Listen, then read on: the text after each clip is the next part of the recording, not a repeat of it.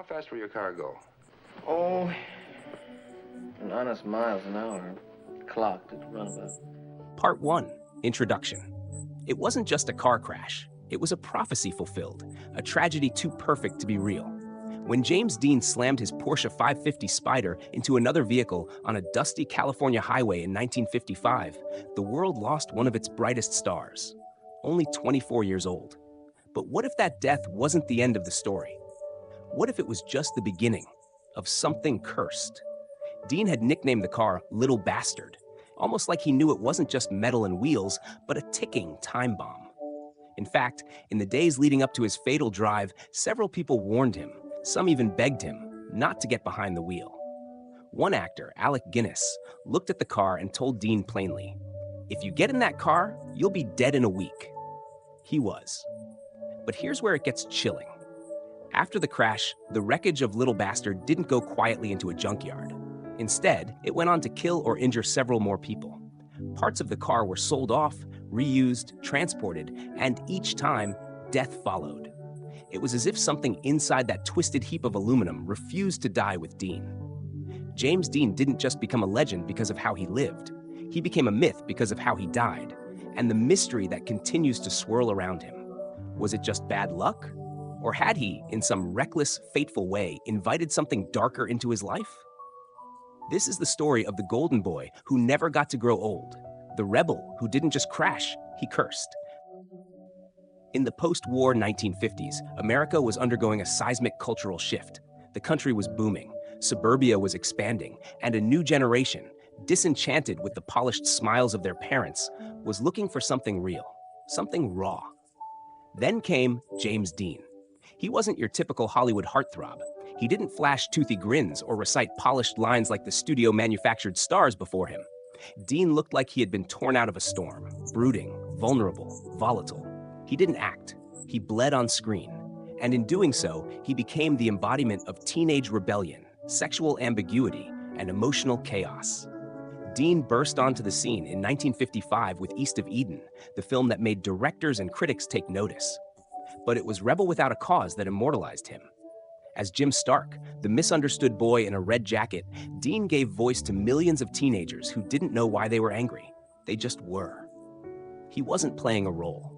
He was the role. Off-screen, Dean was just as enigmatic. Raised in Indiana after the death of his mother, he grew up distant, internalized, and obsessed with finding meaning. He studied method acting under Lee Strasberg, absorbing the techniques that made Brando and Clift famous. But there was something different about Dean. He didn't just inhabit his characters. He let them destroy him from within. Hollywood didn't know what to do with him. Too intense to mold, too unpredictable to control. His sexuality was a whisper in studio corridors. Some claimed he was bisexual, others said he used intimacy as power. He dated both women and men, though he rarely acknowledged any relationship publicly. Dean seemed to live on the edge of exposure and mystery, never offering enough to be fully understood. And then there was the speed. James Dean loved fast cars.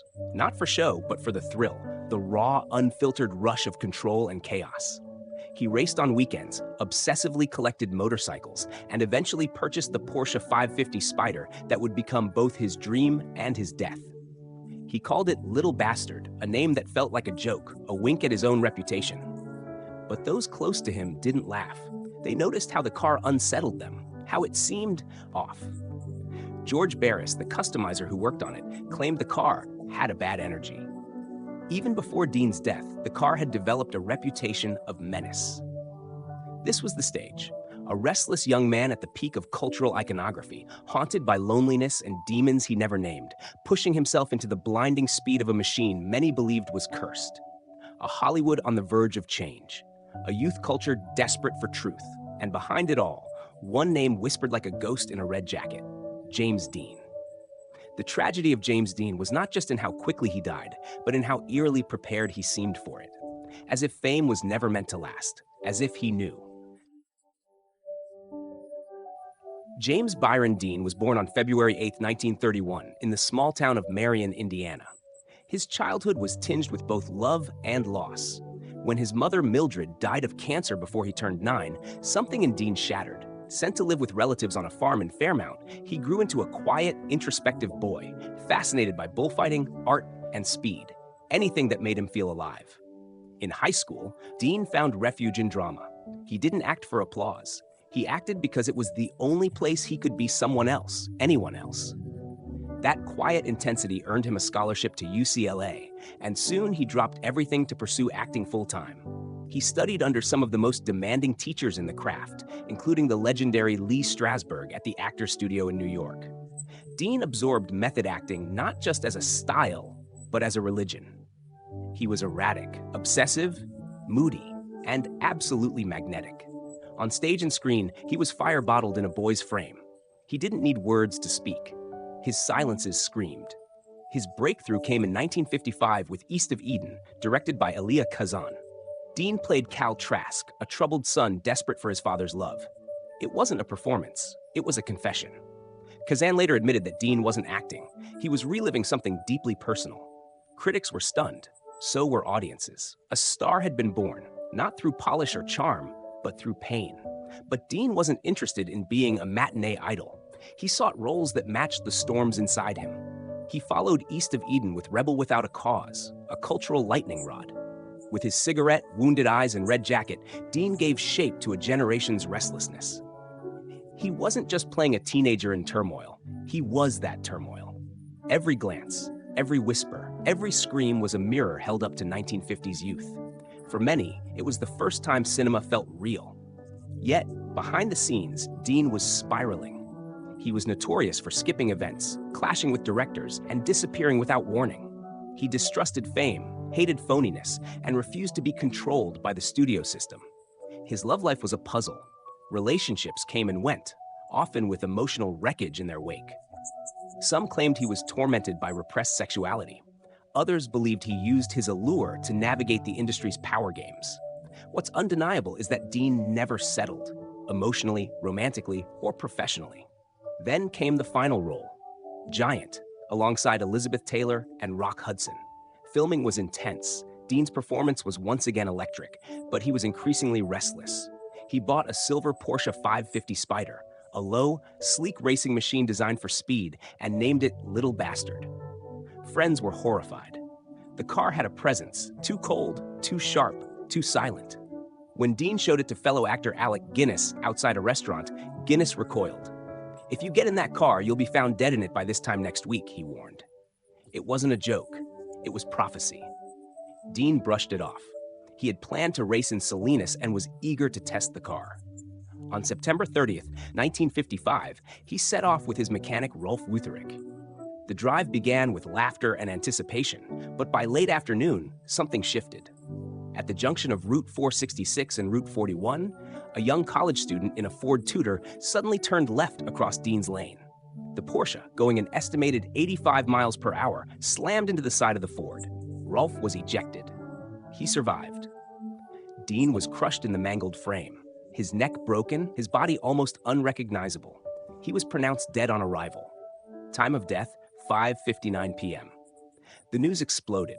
Headlines mourned the death of Hollywood's brightest star. Fans sobbed in theaters. Rebel Without a Cause hadn't even been released yet, but James Dean was already immortal. But the tragedy didn't end there. George Barris, who customized the Porsche, bought the wreckage. Almost immediately, strange things began to happen. The car fell off a trailer and crushed a mechanic's legs. A buyer who installed the engine in his own race car died during his first run. Another, who used parts from the wreck, was severely injured. Even the truck carrying the remaining chassis caught fire without explanation. One piece at a time, death followed every fragment. What began as a crash evolved into a legend, a myth of metal, memory, and misfortune. James Dean didn't just live fast and die young. He left behind a ghost with wheels and a question no one has fully answered. Did he curse the car, or did the car curse him? James Dean's death was a headline, but what followed became folklore. It was as if his story refused to die, as if his soul clung to the wreckage of Little Bastard, echoing through every bolt and wire. And what happened next only deepened the darkness. After the accident, the remains of Dean's Porsche 550 Spyder were acquired by custom car builder George Barris, the same man who had originally modified the car. Barris claimed the vehicle was cursed, and soon the stories began to pile up with eerie precision. While unloading the twisted wreck at his garage, the Porsche slipped and crushed a mechanic's legs. Days later, two physicians, Dr. Troy McHenry and Dr. William Eschrick, bought parts from the wreck. McHenry took the suspension and steering gear. Eschrick took the engine and some body parts. Both installed the pieces in their own race cars. During their next race, McHenry lost control, hit a tree, and died instantly. Eschrick survived, but suffered serious injuries when his car suddenly locked up during a turn. Another racer, who borrowed tires from Little Bastard, reportedly blew out on the track and barely escaped with his life. Even outside of racing, the wreck caused havoc. While being transported, the truck carrying the Porsche mysteriously skidded off the road, throwing the driver clear. The car was blamed. At a later exhibit, the chassis was mounted for display. But the supports gave way, and it collapsed onto a teenage onlooker, breaking his hip. The vehicle then vanished for a time. Some say it was stolen, others believe it disappeared under more supernatural circumstances. No one has seen the full wreck since. The string of tragedies fed into a media frenzy. What had begun as mourning over a young star's death transformed into fascination with a cursed object. Newspapers began tracking the trail of death linked to the car. Talk shows debated whether it was real or Hollywood myth-making. And through it all, Dean's image evolved, from rebel to martyr to something eerier, a ghost in a red jacket, haunting the world he left behind. But perhaps the darkest truth wasn't in the car. It was in Dean himself. In interviews before his death, James Dean made several chilling remarks. In one press junket, when asked about his obsession with racing, he shrugged and said, "You can't be afraid to die." In a PSA about safe driving, filmed just days before the accident, he looked directly into the camera and said, "Take it easy driving. The life you save might be mine." The line was meant to be clever. In hindsight, it felt like a premonition. Some of his closest friends spoke later about Dean's mood during the final months. He was distant, restless, as if he knew he was running out of time. Elizabeth Taylor recalled a night during the filming of Giant when Dean turned to her and said, "I don't think I'll live to see 30. He didn't even make it to 25. And then there's the most whispered rumor of all, that Dean, in a final act of rebellion, wanted to die. That the speed, the recklessness, the way he taunted fate, was not just thrill-seeking, but something closer to surrender. Some even believe Little Bastard wasn't just a cursed car, but a reflection of Dean's own self-destructive hunger, a mirror of his soul. The public was torn. Some turned him into a tragic icon, an angel in denim frozen forever in youth. Others saw him as a cautionary tale, a boy who played with fire and became ash. The curse gave fans a way to make sense of the senseless, to explain the unbearable loss of someone who seemed too real, too raw, too brilliant to die. But maybe, deep down, James Dean understood that legends don't live long. They die young, beautifully broken, leaving only questions behind. And Little Bastard, twisted, bloodied, haunted, was his final co-star. The last character in a story that still refuses to end. There's a reason James Dean remains etched into our collective memory, more than half a century after his death. It's not just because he was handsome or talented or rebellious, it's because he was real. Uncomfortably, painfully real. In a Hollywood era built on polished perfection, James Dean was a rupture in the surface. He gave audiences something raw, and in doing so, he became something they couldn't forget. From the perspective of Aussie Uncovered, Legends and Secrets, James Dean was not merely a young actor taken too soon. He was a cultural rupture, a symbol of youth on the verge of collapse, a mirror to the alienation and existential dread of a post-war generation. His death wasn't just a personal tragedy, it was a spiritual exclamation mark at the end of an era. What's especially haunting is how Dean seemed to exist on borrowed time. The stories aren't just legend, they're unnerving in their consistency. The warnings, the restless behavior, the almost obsessive relationship with danger. He lived like a man chasing a horizon that only he could see, and it's this tension between creation and destruction that defines his legacy.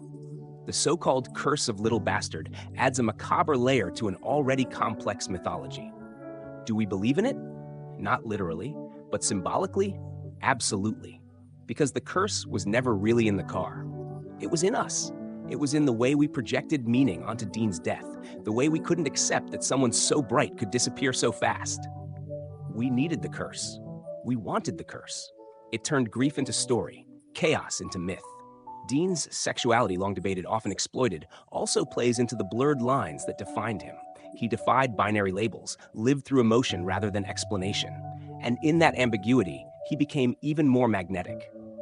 He wasn't just for the boys or the girls. He was for anyone who ever felt misunderstood, displaced, or emotionally unanchored.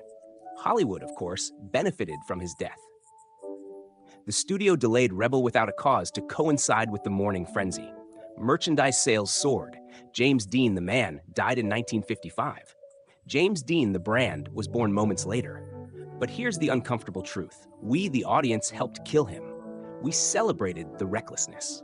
We idolized the speed. We consumed the danger. And when he finally crashed, we turned the wreck into a shrine. Dean didn't just live fast and die young. He was taught to, encouraged to, marketed to. Because in a world obsessed with image, his destruction was the perfect final photograph. And yet, we don't blame him. Because Dean gave us everything. His pain, his confusion, his rage. He left nothing hidden. Even his final moments, wrapped in crushed steel and blinding headlights, felt like a last performance, brutal and unforgettable. So now we ask you, did James Dean live the life he wanted or the life we demanded? Was he a victim of fate or a willing participant in his own demise? And do we, as his audience, bear any responsibility for the fire we fed? Tell us, what do you believe? Was it just a tragic accident, or was James Dean truly cursed from the start? Drop your thoughts in the comments. Because some legends are too big to bury, and some secrets refuse to stay silent. There are stars that shine brightly, then fade with time. But James Dean was not a star. He was a supernova. One brilliant, blinding burst of light that lit up the sky and then vanished, leaving the world stunned in its silence.